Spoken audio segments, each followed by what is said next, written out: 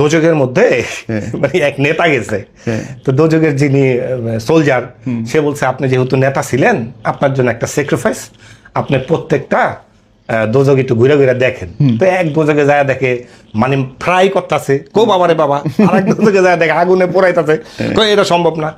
সবচেয়ে ভয়ঙ্কর দোজক যেখানে যায় দেখে সব আসামিরা কফি খাইতেছে। আরে বাপরে, তার তো টেনশন, কি রে ভাই এ তো খারাপ, মানে নর্মাল দোজকবাসীগুলারে ফ্রাই করতেছে পুরাইতেছে, এইগুলারে কফি খাওয়াইতেছে, আমি এটার মধ্যেই থাকবো।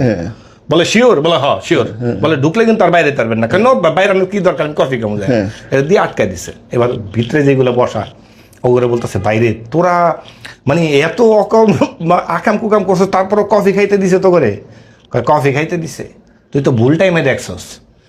আম করে প্রতিদিন 2 ঘন্টা গুয়েট ড্রেঙে সুবাই 2 মিনিটের ব্রেক দেয়, এই সময় কফি খাইতে দেখ, তুই ব্রেক টাইমে দেখছস।